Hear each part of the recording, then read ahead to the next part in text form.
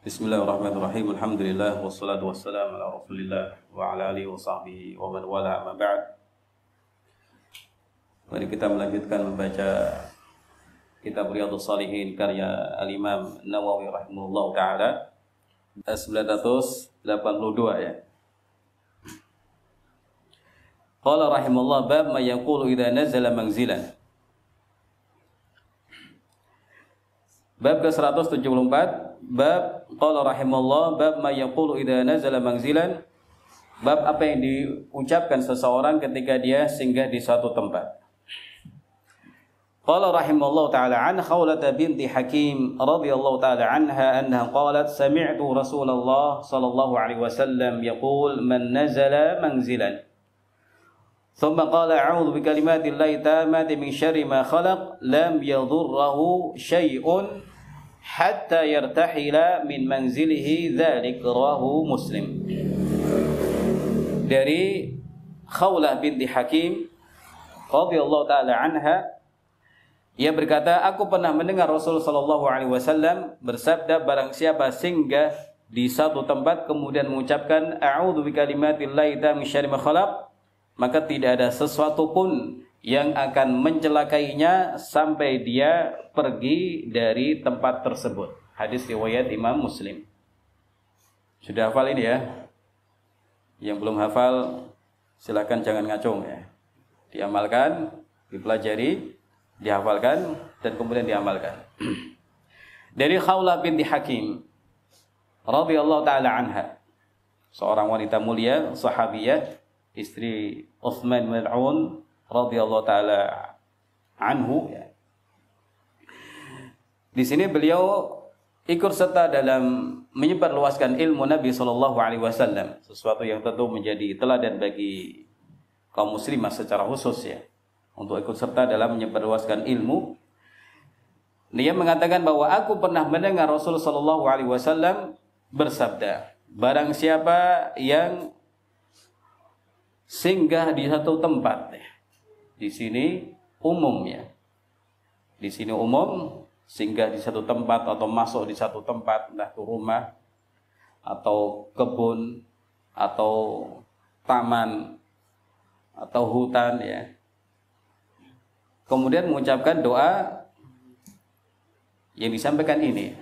Nah, sementara Imam Nawawi rahimahullah taala memasukkan hadis ini dalam pembahasan safar, artinya apa? Musafir itu sangat butuh dengan doa ini. Orang yang tidak safar butuh ya, karena kadang-kadang memasuki tempat-tempat yang baru, tempat-tempat yang asing atau mungkin juga menakutkan misalnya ya. Apalagi orang musafir yang akan singgah di tempat-tempat yang jelas-jelas asing. Jelas-jelas tidak pernah dia datangi atau mungkin tidak dia kenali sama sekali.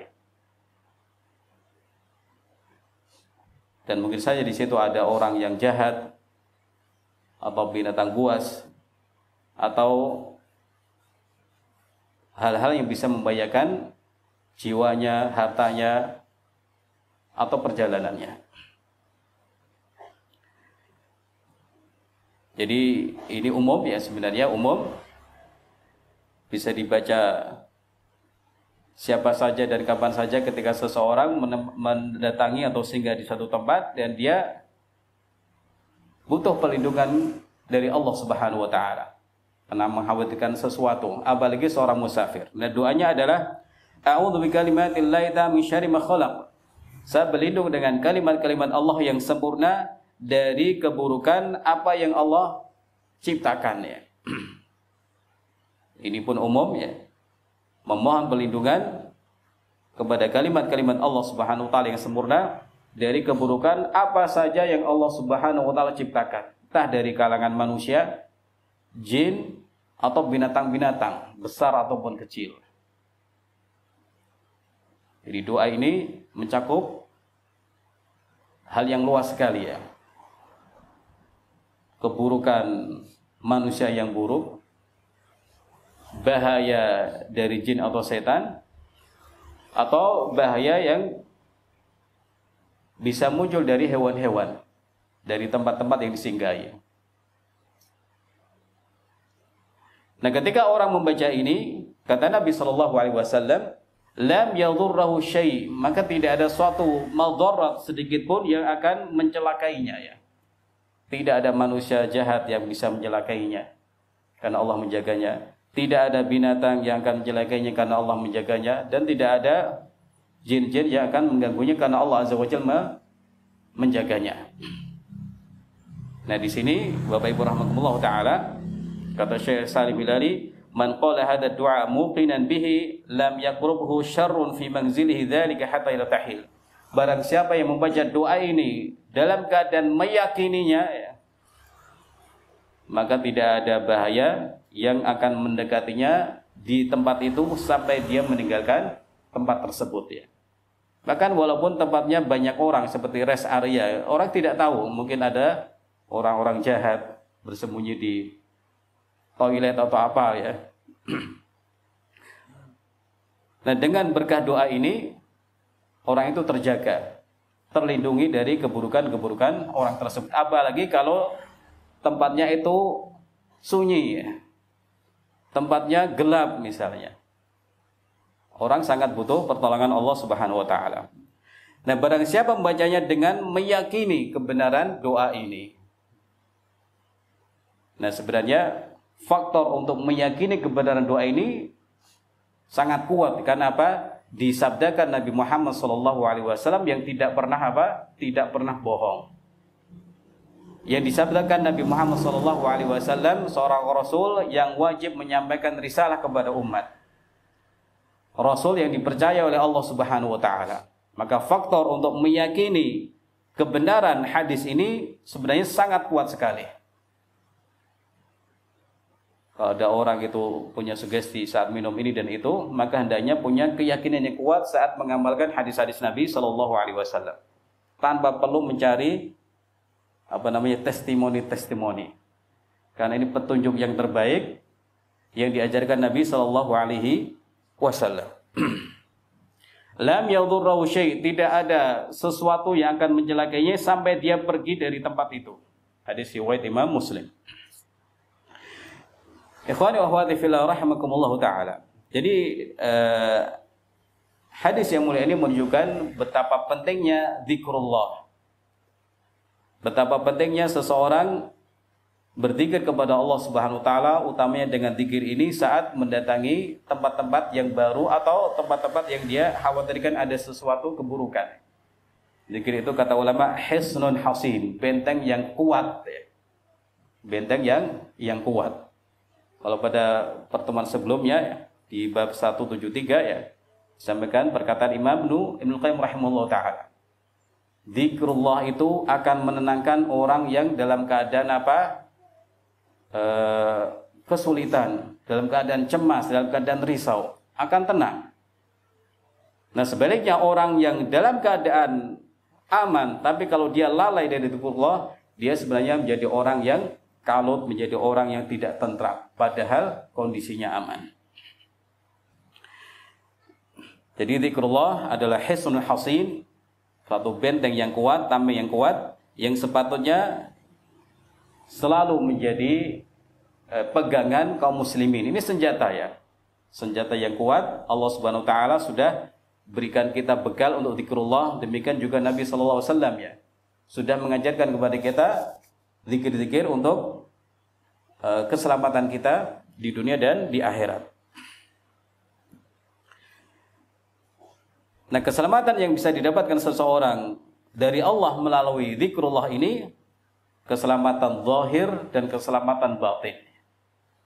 Keselamatan dari hal yang tampak dari mata kita, atau keselamatan dari hal yang tidak tampak seperti jin, setan ya, atau mungkin perbuatan-perbuatan dukun ya. Insya Allah dengan izin Allah Azza wa Jalla seseorang akan terpelihara dari ancaman-ancaman tersebut ya. Nah, dalam hadis yang lain, zikir ini juga disunnahkan untuk dibaca di waktu sore 3 kali ya. Barang siapa membacanya, dia juga akan selamat dari mara bahaya. Dan disebutkan di riwayat tersebut ada testimoni ya. Walaupun seorang muslim tidak butuh testimoni ya. Kenapa? Dia mempercayai hadis Nabi SAW dengan keyakinan yang kuat.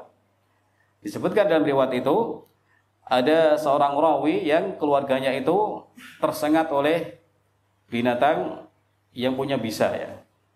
Entah itu kalajengking atau ular atau semacamnya, ternyata tidak mengalami rasa sakit sedikit pun. Karena apa? Membaca zikir ini. Dan di sisi yang lain ada ulama yang suatu ketika terkena gigitan semacam kalajengking. Kemudian dia berpikir, kenapa hari ini saya kena begini? Kemudian mengatakan, oh ya, saya belum baca zikir a'udzu kalimatillahi tammah min syarri ma khalaq. Kemudian ikhwani wa akhwati fillah rahimakumullah taala.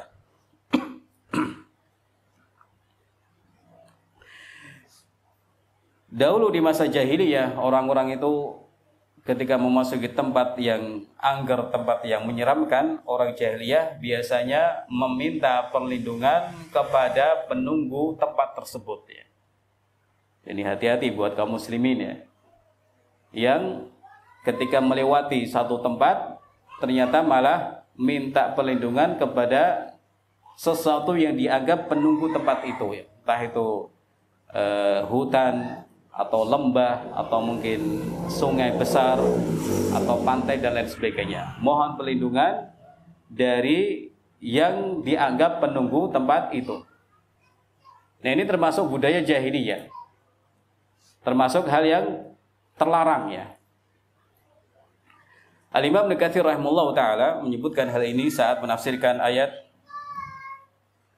wa innahu kana rijalun minal insi ya'udzuuna birijalin minal jinni fazaduhum rahaqa. Nah, dahulu ada laki-laki dari manusia yang minta perlindungan kepada laki-laki dari jin ya. Laki-laki dari manusia minta perlindungan kepada laki-laki dari bangsa jin. Fazaduhum rahaqa, maka jin itu kemudian menambahi manusia itu rahaqa, rasa takut, dosa, atau membuat jin tambah berani kepada manusia, nambah berani kepada manusia. Jadi kata Imam Ibnu Katsir rahimahullah ya, dahulu jin itu menganggap kami lebih mulia dari manusia. Kenapa? Karena mereka minta perlindungan kepada kami, takut kepada kami. Akibatnya apa? Kami lebih berani kepada mereka. Nah, kemudian Nabi SAW datang membawa petunjuk ini agar orang itu tidak meminta perlindungan kepada jin atau yang lain-lain, tapi minta perlindungan kepada Allah Subhanahu wa taala. Demikian Bapak Ibu rahimakumullah yang kita bahas dari kitab Riyadhus Shalihin. Semoga Allah Subhanahu wa taala senantiasa memberikan kepada kita kemudahan untuk talabul ilmi, untuk belajar agama, belajar tafsir, belajar hadis, dan juga belajar hal-hal yang wajib kita mengerti dengan baik. Wallahu taala alam wa sallallahu ala nabiyina Muhammad wa ala alihi washabihi ajma'in. Walhamdulillahirabbil alamin.